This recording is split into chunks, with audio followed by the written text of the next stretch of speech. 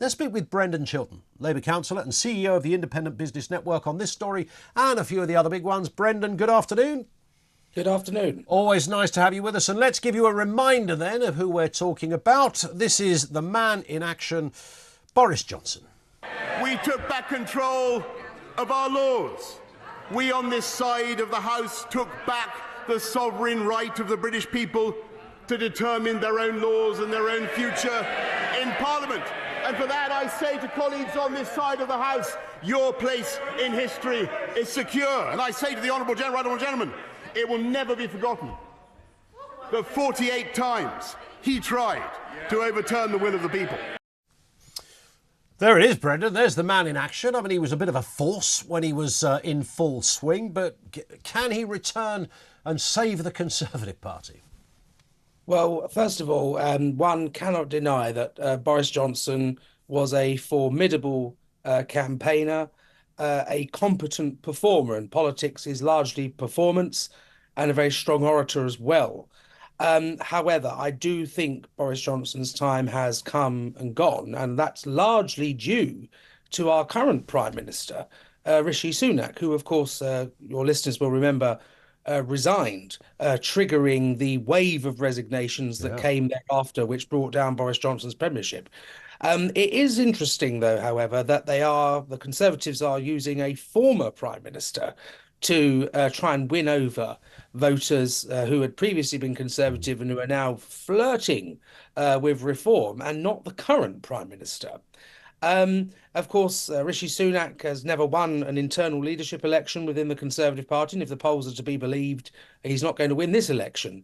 And despite everything, that Boris Johnson experienced with the Partygate and with Brexit and all the rest of it, and I say this as a Labour councillor and a long-term Labour member, I believe that Boris Johnson could have pulled through the Partygate period and could have gone on to lead the Tories in an election. Now, whether he would have won, I don't know, but I think he would certainly be performing better than the current Prime Minister and leader of the Conservative Party if he were the leader. And it seems to me the Tories think that as well. Well, what's happening here, and I don't know whether this kind of strategy works, but essentially all they're doing is currently getting him to, sign a leaflet, essentially, that some people will have, thousands of people will have through their doors. It'll be signed by Boris Johnson, and one assumes his words will be on the leaflet. I don't know, even if you are a big Boris fan, Brendan, I'm not sure that is enough to switch your... If you've suddenly decided, actually, I'm going to go Reform UK, I don't know if a signature, a photocopied signature at that, of Boris Johnson on a leaflet coming through your door along with those pizza and curry leaflets is likely to enamour you to get to the polling station and vote Tory. Well, I think, just as an aside, I think this will be the last election where the leaflet is the primary election material, never mind the content. But you're right. I don't think people are largely swayed by these kind of endorsements in an election. It's a nice news item for us to discuss and for people to get excited about. But I don't think it really has much of an impact on the voters. And of course, since Boris Johnson, an enormous amount has happened. We obviously had the lettuce, Liz Truss, who lasted the shortest Prime Minister in history. And of course, the budget and the consequences of that, people are still living with. We've had, of course, extremely high inflation over the past year and a half, high interest rates, people with mortgages have suffered. So while Boris Johnson is fresh in the mind of those engaged in politics and in the media, of course, in the voters' mind, an awful lot has happened since Boris Johnson was Prime Minister. And they are largely, I think, making a decision on the current government based on the calamity of the last 2 years, where we've had the worst living standards in a generation, the highest taxes. I don't need to read it all off. Your listeners will be aware of it because they've experienced it. And so this is really, in my view, a sort of last-ditch attempt to try and save the Conservative Party from what looks like a terrible defeat coming their way. I wonder if they get him in vision, whether that's going to be the next step. Because, as I said, the signature on a leaflet I don't think does very much. If he's does he need to be out there with Rishi Sunak? I mean, that is the only way I think that you could make it effective. Well, I remember I campaigned in the dying days of the last Labour government when Gordon Brown was Prime Minister. And certainly, the activists out there who are day in, day out, pounding the streets, delivering leaflets, getting their fingers cut in letterboxes or bitten by dogs and shouted at by angry voters. We've all done it. It's not very pleasant, but you have to do it. I think the return of Boris Johnson in a campaigning capacity, and I don't know, some sort of battle bus tour, would certainly, I think, galvanize the Conservative membership and bring a certain energy to the Conservative campaign, which I think, frankly, at the moment is on a life support machine. But the question, I think, for the Conservatives, they've got to, of course, try and win back some of those voters who are switching to reform. But they're also fighting now on their centre flank against a much stronger Labour Party. And while the Conservatives are going to lose votes to reform, I believe in this election they will lose more votes to Labour. And of course, elections in this country are won in the centre ground. Of course, both parties do dabble with policies slightly to the right and slightly to the left, but by and large, they're one in the centre. And so if the Conservatives want to recover, and of course, I say this as a Labour man, my advice to them would not be to try and necessarily woo all those reform voters back, but to try and target their guns on the centre ground. At the moment, for example, I don't necessarily agree with votes at 16, but when you look at the two offers from the Labour Party and the Conservative Party, Labour is saying votes at 16 and mental health support in schools. The Tories are saying stick on a uniform and, oh, by the way, you might be sent to Russia in a couple of years. The offer, it's not difficult to get this sort of stuff right.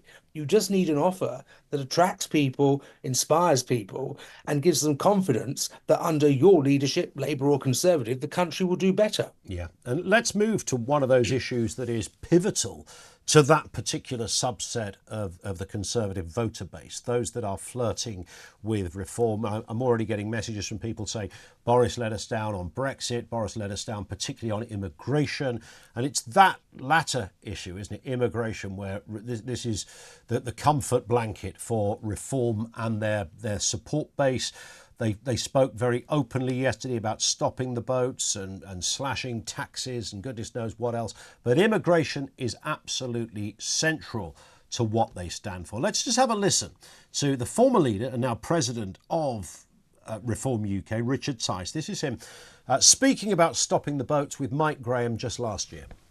I've said it before and I will say it until I'm absolutely blue in the face, that we can legally, under existing international treaties that the French and the people in Brussels can do nothing about because they are written, they are in law, we can pick these people up, we can safely take them back to Dunkirk and to Calais and to the beaches of France and return them from whence they left. That is the safe, it's the kind, it's the compassionate thing to do. It's the only thing that will actually stop the boats and stop the deaths.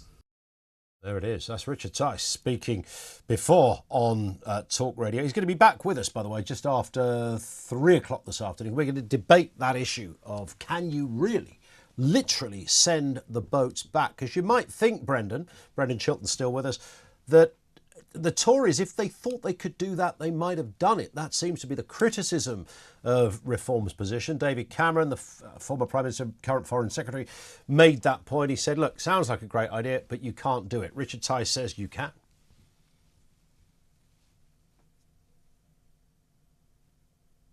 And have we still got Brendan with us?